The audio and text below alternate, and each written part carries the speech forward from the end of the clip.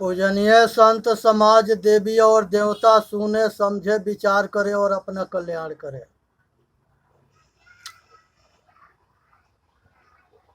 साचे श्राप न लागे साचे काल न काय, साचे साचा जो चले ताको का कराय। हे भाई, सुने समझे विचार करे और अपना कल्याण करे, इसी में मानव जाति के हित है। भारत जो है विश्व गुरु, ये किस विद्या पर था, इसे ठीक से समझनी है। भारत के जितने हमारे महर्षि थे, ऋषि मुनि थे, वो सारे आत्मज्ञानी थे और आचरणशील थे और अपना डंका दुनिया में बजा रखे थे। ये हमारे भारत के महापुरुषों के इतिहास है। आज एक महापुरुष के विषय में बताते हैं, जिस महापुरुष के नाम है बुद्ध भगवान। ये भगवान के भी एक अवतार है। आज दुनिया जो है ये भगवान के बात ना मानने की वजह से इस मानव जाति के नर नारी के पतन हुआ। भगवान के पूजेंगे खोजेंगे लेकिन उनके बात ना मानेंगे। बाप महतारी के जो है उनके मरने पर दुनिया भर के दान पुण्य श्राद्ध फराद कराएंगे, लेकिन जीते जी उनके न सेवा करेंगे न उनके बात को मानेंगे। यही बेवकूफ़ी जो है हमारे दुख के कारण बना, हमारे पतन के कारण बना। आज जो है उठो जगो और इस बात पर विचार करें। बुद्ध भगवान जब राजा के घर में जन्म लिए थे तो उनके जो है लुम्बिनी वन में बुद्ध भगवान के जन्म हुआ था और उनके माता कपिल वस्तु वो जगह के नाम था, लुम्बिनी वन कपिल वस्तु। और ये जो है बुद्ध भगवान जो है उनका पुराना नाम सिद्धार्थ था। बाद में इनको बौद्ध जब बुद्धि के ज्ञान हुआ, आत्मज्ञान हुआ, तब सतगुरु के द्वारा जो है इनको सिद्धार्थ का नाम दिया गया। माता जो है माया थी और पिता जो है सूर्योधन थे और पत्नी यशोधरा थी और पुत्र राहुल थे। इनके जो है राज के अंदर जो है जब इनका जन्म हुआ तो राजा जो है पंडित के बुलाए और उनको दिखाए। पंडित देखने के बाद बताया था कि अगर ये राजा होंगे तो बहुत बड़ा चक्रवर्ती सम्राट होंगे, अगर ये जोगी हो गए तो महाजोगी होंगे। जिन्हें गोरखनाथ बाबा, जिन्हें शिव जी हुए, वैसे महान तपस्वी और महान ज्ञानी ध्यानी होंगे और अपना प्रकाश दुनिया में फैलाएंगे और दुनिया इनको याद करेगी। उसके बाद इनके ऊपर जो है राजा जो है ऐसा व्यवस्था कर दिए कि ये राज के अंदर रहें और इनके पास खाली नौजवान लड़के लड़की रहे, बूढ़ा ना रहे। धीरे धीरे जो है थोड़ा जवान हो गए और इनके शादी जो है यशोधरा से हो गया। एक जो है पुत्र भी हो गया। ये धर्म क्षेत्र में काम भी अच्छे करने लगे। संयोग बस एक दिन जो है इनके मन में आया कि हम भी राज को घूम करके देखें। एक दिन रथ लेकर के और रथवान को जो है शहर के तरफ चल दिए। शहर के तरफ गए तो एक आदमी जो है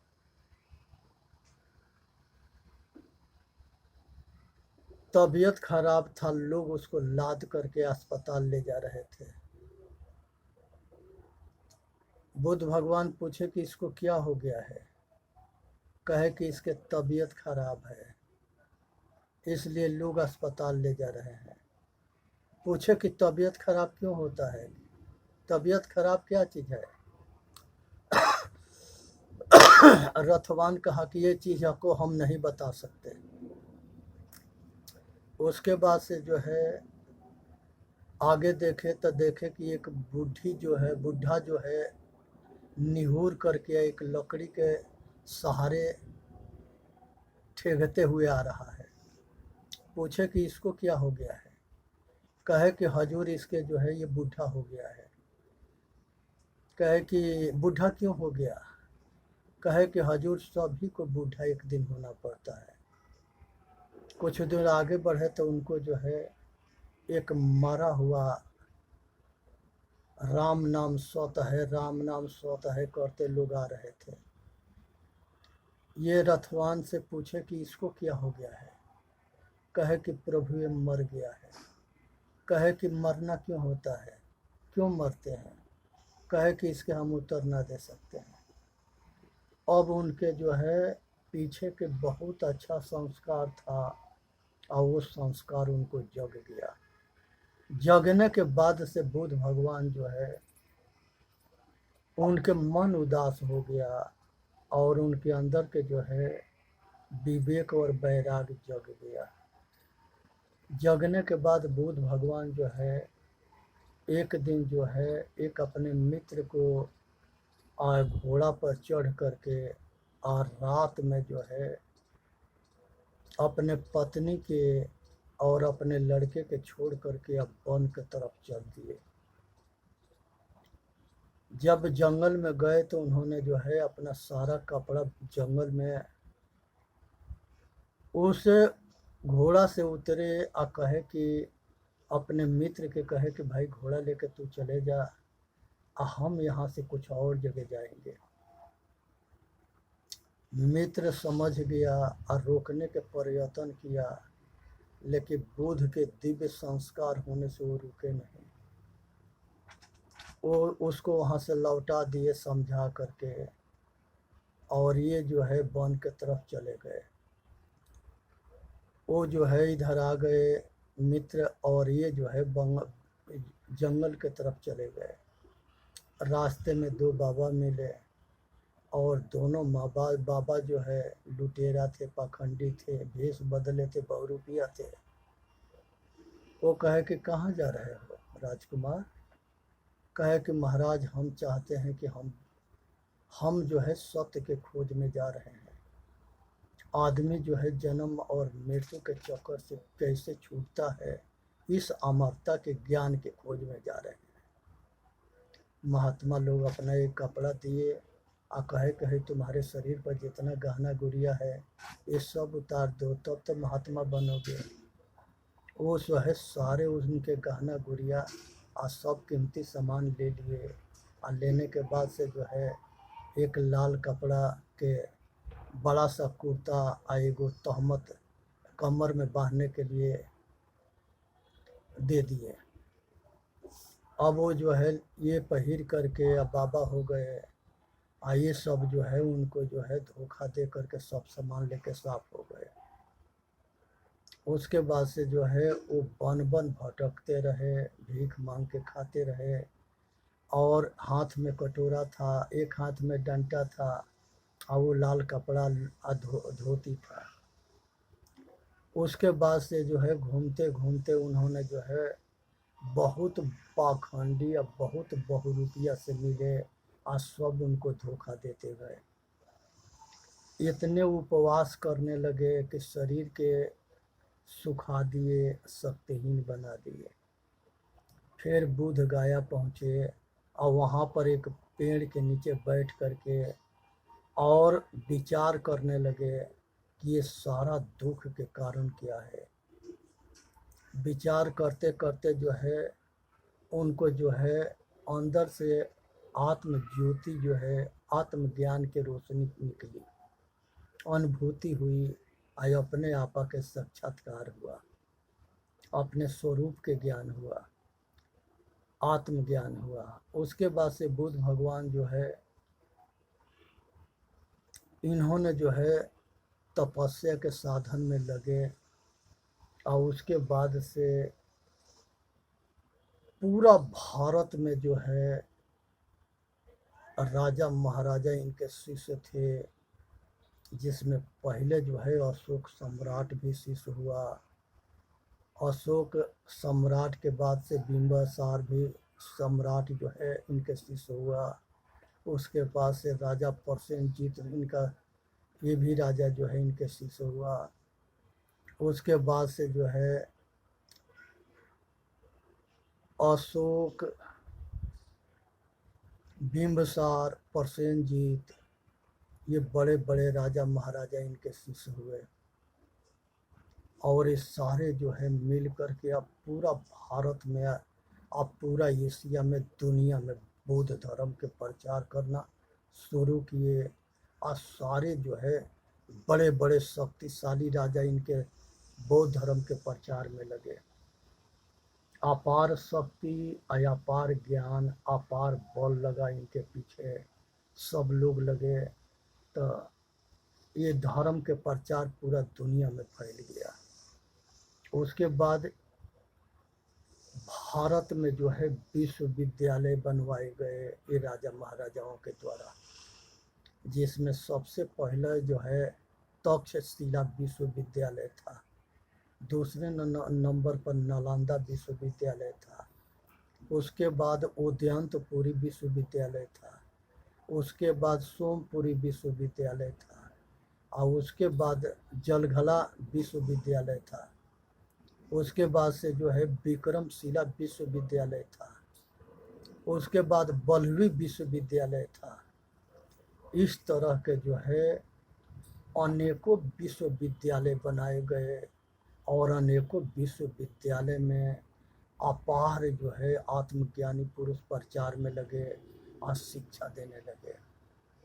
और ये भारत के जो है आत्मज्ञान के रोशनी पूरा दुनिया में डंका बजा दिए और उपदेश देना शुरू किए। चाणक्य के जो नाम आता है, चाणक्य जो है ये जो है नालंदा विश्वविद्यालय के आचार्य थे। ऐसे ऐसे हजारों आचार्य हुए ये सब विश्वविद्यालय में और गुरुकुल में।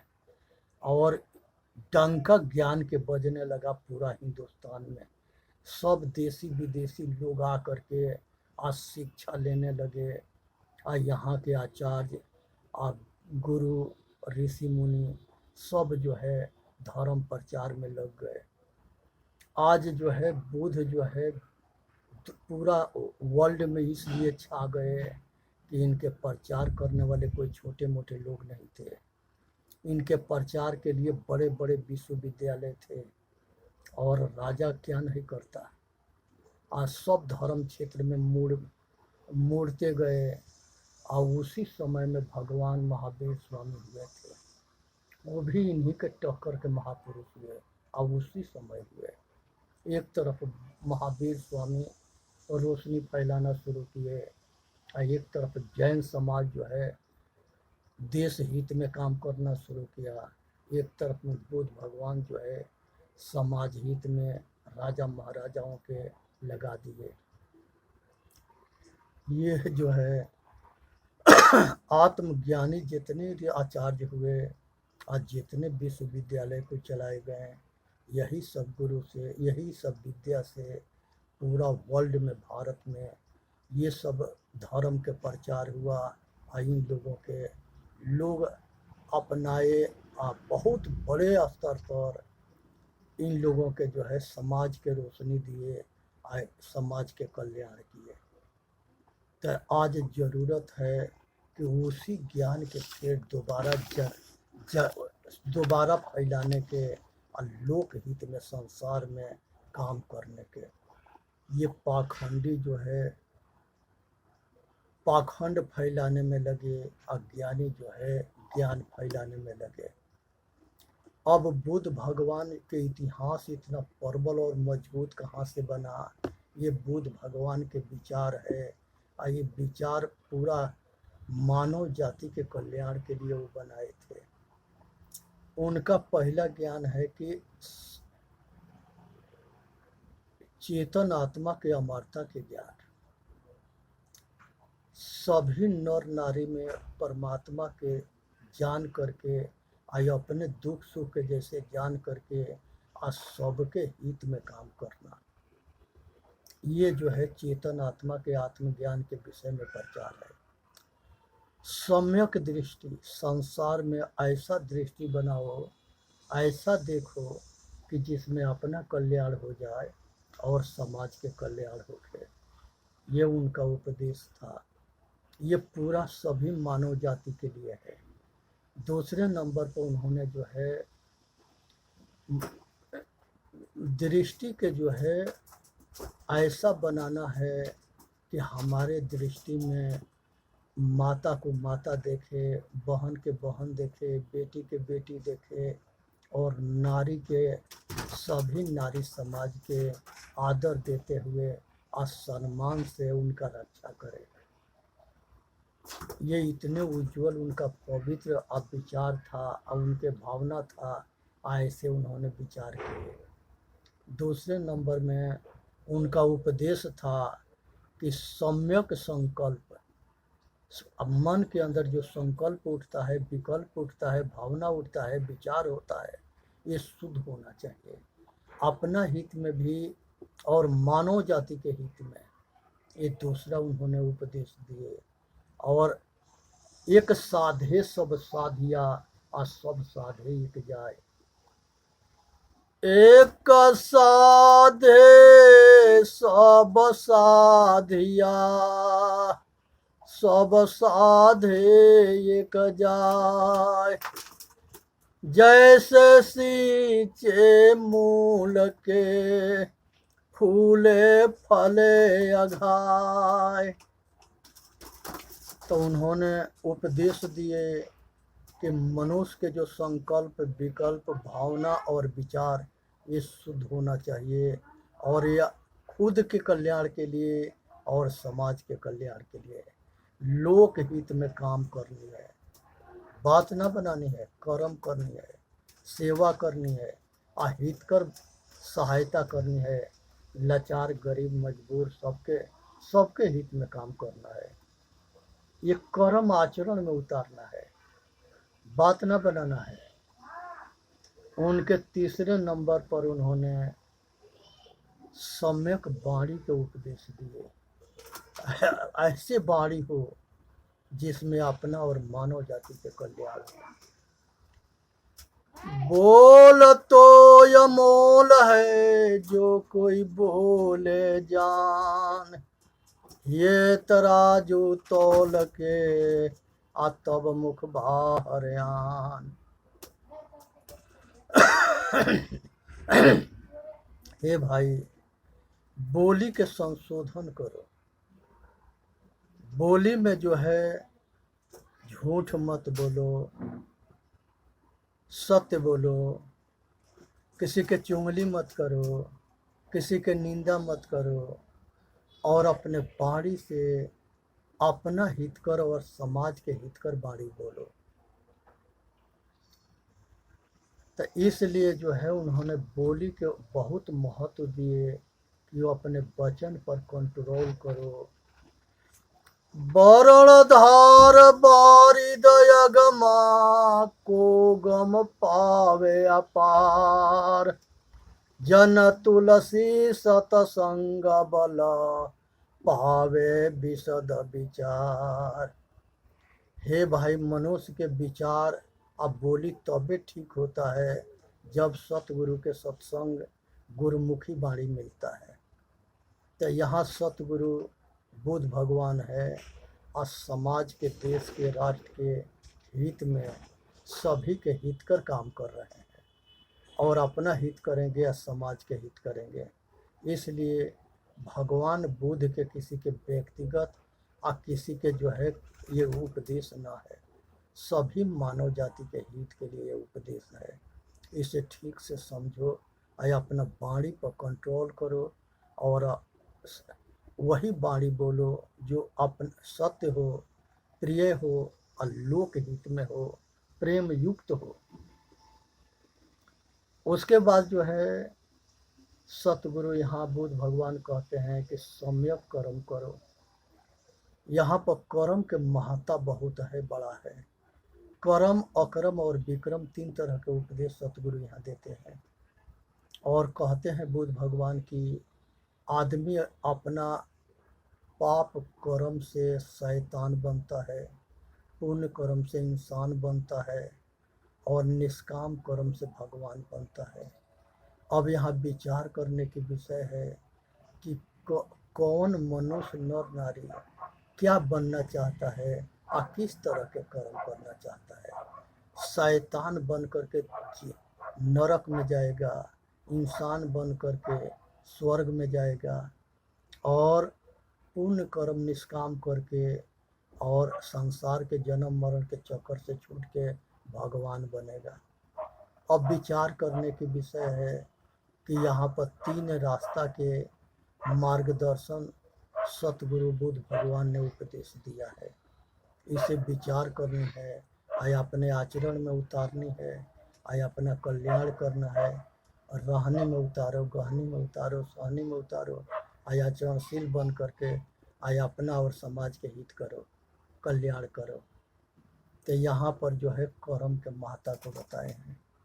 उसके बाद आगे जो है उन्होंने जीविका चलाने के लिए ईमानदार, सम्यक जीविका, सम्यक जीविका के मतलब होता है कि ईमानदारी से मेहनत करके कमा करके अपना परिवस्थी करो, या अपना परिवार के परिवस्थी करो, सब रिश्तेदार के सम्मान करो, सब समाज के सम्मान करो, और सब मानव जाति के कल्याण के लिए हितकर जो है व्यवहार करो, और इसी में मानव जाति के हित है। ये बहुत मूल विषय है। उसके बाद से जो है 6ठा नंबर पर उन्होंने सम्यक व्यायाम बताते हैं या आसन बताते हैं।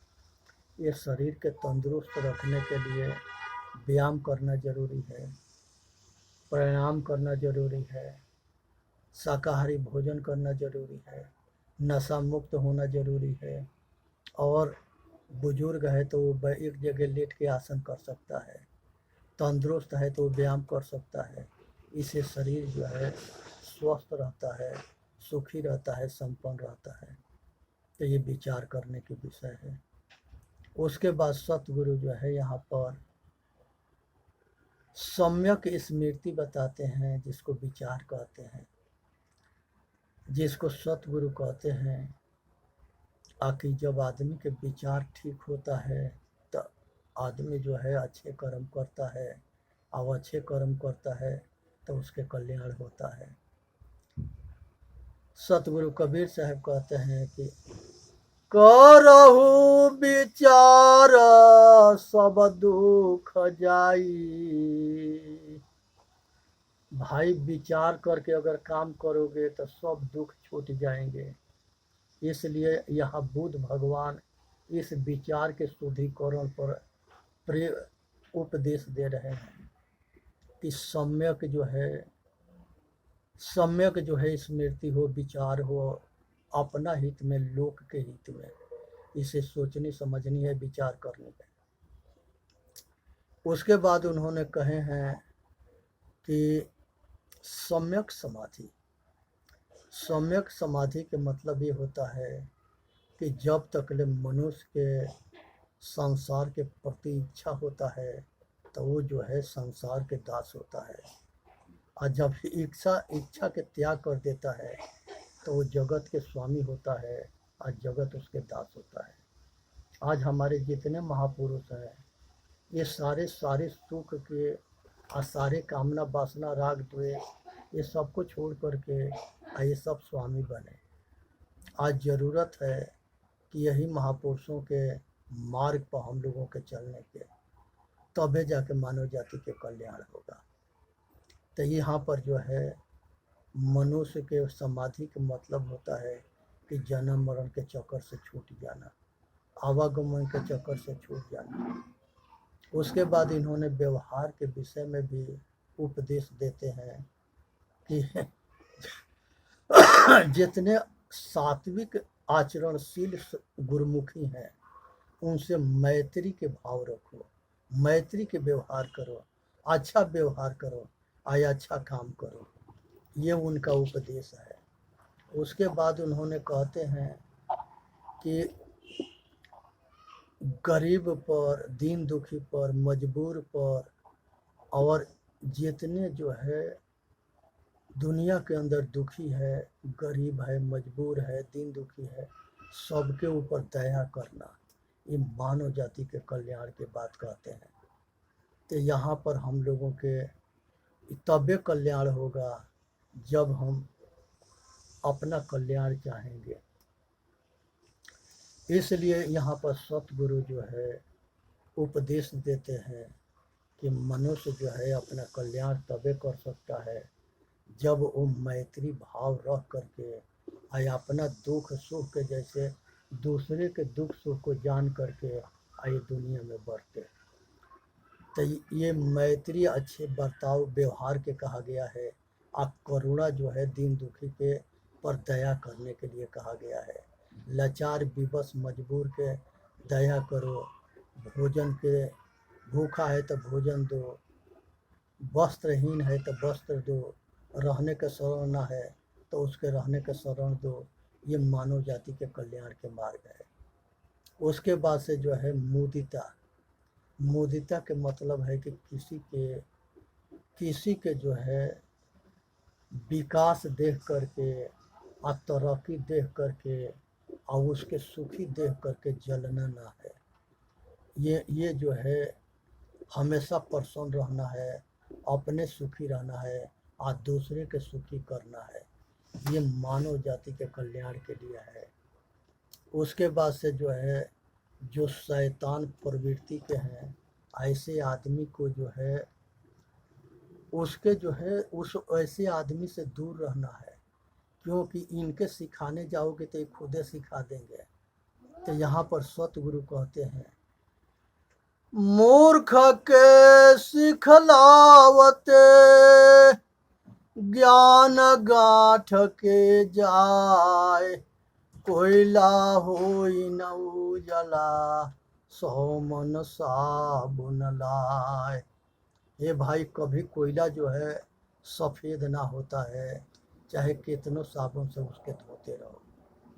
यहाँ पर जो है राक्षस है, दानव है, पापी है, अधर्मी है, कुकर्मी है, अत्याचारी है, ये सब से बच करके रहो। इसमें मानव जाति के हित है। उसके बाद से नर नारी के ये संसार में मानव जाति के जन्म इसीलिए हुआ है कि मनुष्य जो है जन्म मरण के चक्कर से छूट करके आज सदा के लिए मोक्ष हो जाए। मोक्ष उसे कहते हैं जहाँ पर मोह के क्षय हो जाना, जहाँ पर जो है केवल उसे कहते हैं शेष चेतन आत्मा प्रकृति से अपने आप को अलग कर लेना। यही जो है निर्वाण है, ये संसार के बंधन से मुक्त हो जाना, यही मोक्ष है। यही जीते जी ना तरहो तो मुँह का तरियो, जो जियत ना तरे, ये सहज समाधि है। इसलिए चेतन जीव दुख मुक्त चैनल पर आके अपना कल्याण करे। बोलिए सतगुरुदेव की जय। साहेब बंदगी, साहेब बंदगी, साहेब बंदगी।